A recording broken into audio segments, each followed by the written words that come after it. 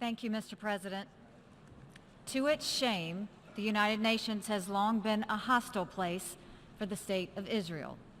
Both the current and the previous Secretary Generals have objected to the UN's disproportionate focus on Israel. It's a wrong that undermines the credibility of this institution, and that in turn is harmful for the entire world.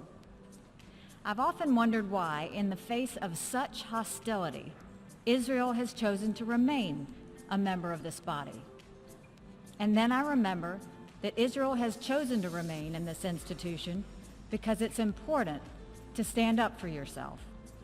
Israel must stand up for its own survival as a nation, but it also stands up for the ideals of freedom and human dignity that the United Nations is supposed to be about.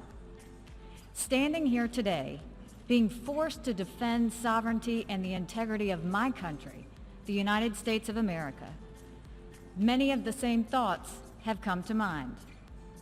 The United States is by far the single largest contributor to the United Nations and its agencies.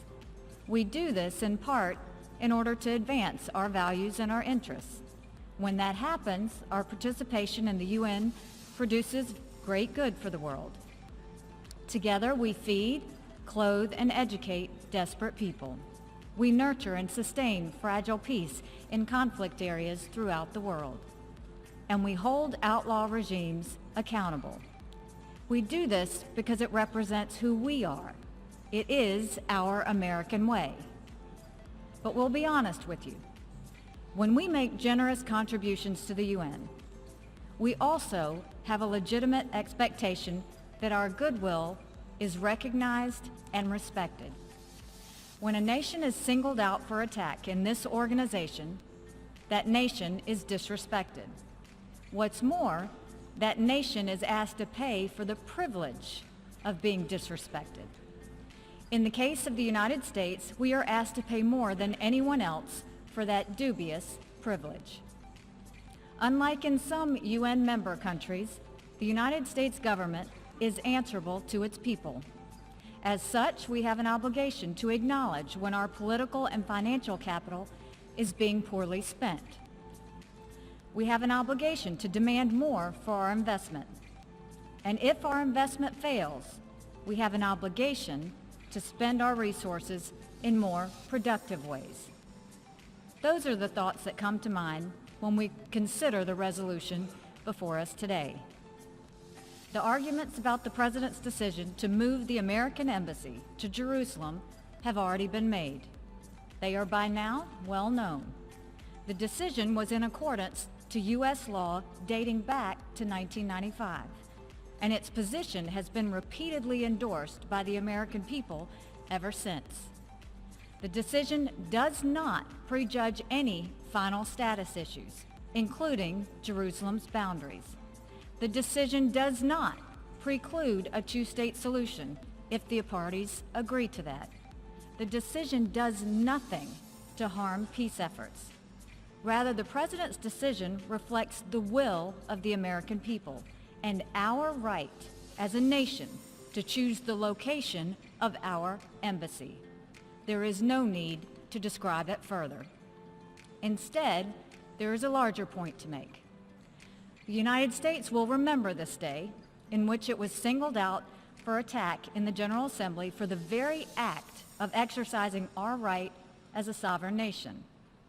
We will remember it when we are called upon to once again make the world's largest contribution to the United Nations.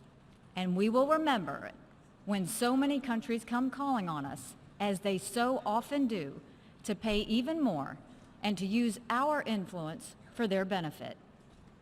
America will put our embassy in Jerusalem. That is what the American people want us to do, and it is the right thing to do. No vote in the United Nations will make any difference on that. But this vote will make a difference on how Americans look at the UN and on how we look at countries who disrespect us in the UN. And this vote will be remembered. Thank you.